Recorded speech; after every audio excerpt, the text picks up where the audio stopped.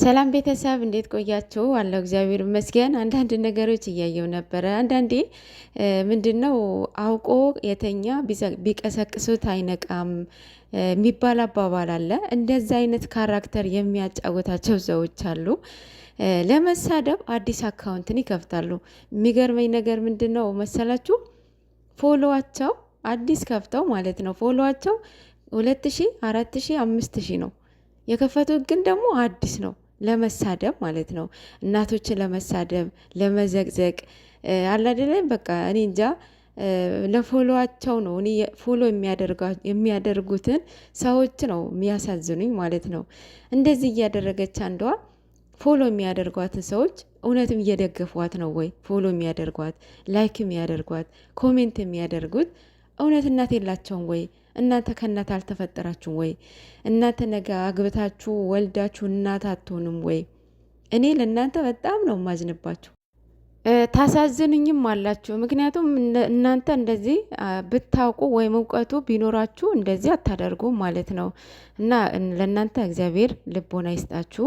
በዚች ምድር ላይ ማትቀይረዋት ማትቀየረባችሁ እናታችሁ ብቻ ናት። ኢቨን ራሱ ከባላችሁ ማተስማሙበት ሲቹዌሽን ውስጥ ብትሆኑ ራሱ ይፈታችኋል አይደለ? እናት ግን ልጄ እንዲነች እናቴ እንዲነች ብላችሁ ልጥሏትም አትችሉም፣ ልጠላችሁም አትችልም። እናት ማለት ነው። እናት እናት ናት። ከሄደች አንዴ ሄደች ነው።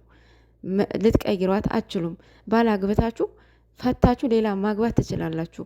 ጓደኛም ፍቅረኛም ይዛችሁ ካልተስማማችሁ ተለያይታችሁ ሌላ ጓደኛ ማያዝ ትችላላችሁ። እናት ግን እናት ናት። ስለዚህ እናት ላይ እንደዚህ የምታደርጉ ሰዎች እረፎ ማለት ነው። ያውም ድራማ የሆነ ያወቃችሁ እናንተ ተያይዛችሁ ገደል ትገባላችሁ። የምር ሰሞኑ ብሩኬ ከእናቱ ጋራ ቅመምዬን ከእናቷ ጋራ ነበረ እያደረጋችሁ ያላችሁት። ትላንትና ደግሞ ሀሰንን ከእናቱ ጋራ ደገማችሁት ማለት ነው። እባካችሁ ተው። ሁሌ ህፃን በአንድ እኮ መማር እንችላለን አይደል እንዴ? አንዴ ሁለቴ መማር እንችላለን። እነሱ ጨረቃዎቻችን የሆነ ስራ ሲጀምሩ የሆነ ነገር በደካማ ጎናቸው ትመጣላችሁ ማለት ነው። እንደዛ መሆን የለበትም። ምክንያቱም ወንጀሉ እኛው ራሳችን ነው የምንወስደው ማለት ነው። ስለዚህ እህቶቻችን ከዚህ ነገር ብትቆጠቡ ጥሩ ነው።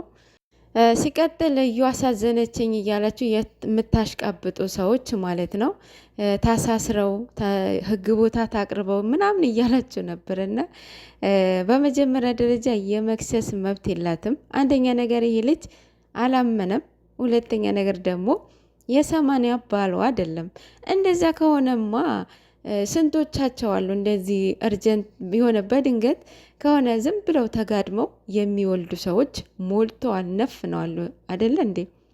ስለዚህ እንደዚህ ያስወለዳቸውን ወንድ እያሳደዱ ልጅህ የኔ ነው፣ ልጅህ ያንተ ናት፣ ከአንተ ጋራ ነው የልጅ አባት፣ የልጄ ያለ አባት ሊያድግ አልፈልግም እያለች መሰገድ ትችል፣ መብት አላት ማለት ነው። በዛን አካሄድ ከሄድን አንዳንዴ የእውነት የምናደርገው ነገር የምንናገረው ነገር እኮ እውቀት የተሞላበት ቢሆን ጥሩ ነው። እንዴ እዩ አሁን ህግ ቦታ ምን ብላ ነው የምትቀርበው? አንደኛ የዚች ልጅ አባቷ ነው ብትል ራሱ አንደኛ ማረጃ ማስረጃ ይጠይቃታል።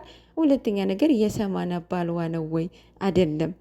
ኢቨን ራሱ ትላንትና እሱ ምንድናለው ያለፈ ህይወት ሊኖረን ይችል ነበረ፣ ግን ደግሞ በዚህ ልክ ትመጫለሽ ብዬ አልጠበኩም ብሏታል። ያ ማለት ፍቅረኛው አይደለችም ማለት ነው። እና ዝም ብለ ነው እየሰገጠች ያለው ምን እንደሆነ ምን እንደምታወራ ዛሬ መግቢያ ሰርታ እንደምትመጣ ነው እየታየኝ ያለው። ምክንያቱም ያው ልጇ ወስዶባታል አይደለ? በምን ምክንያት ኦር ደግሞ እውነት ልትናገር ብቻ ያው አማራጭ የላትም ከዚህ በኋላ እውነቱን ከመናገር አማራጭ የላትም ማለት ነው። ብሩክ አሁንም ያው ልጅ አይደለም እንደዛ የተቀበልኩት እውነቱን እንድትናገሪልኝ አሳዝኝሽ እውነቱን እንደምታወጪው ጠብቄ ነበረ። እሱ በዳይሬክት ነበረ እያሰበው፣ እሷ ግን እንደዛ አይደለም። እንደዛም አድርጌ ተቀብዬ ያላመኑኝ ቤተሰብ አለ፣ ልጁ የእሱ አይደለም ብለው። እውነት ነው። እንደዚህ አይነት የህፃን ጨዋታ አይተንም ሰምተንም የማናቅ ስራ ነበር ይዛችሁ የመጣችሁት።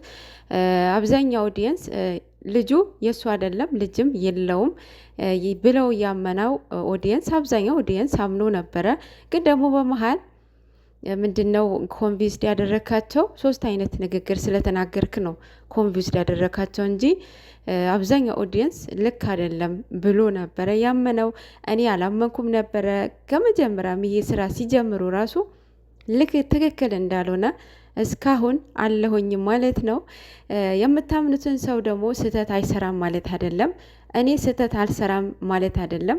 ፍጹም አይደለሁም። ያንም ሰው ፍጹም አይደለም፣ ስህተት ይሰራል ሰው እስከሆነ ድረስ ማለት ነው።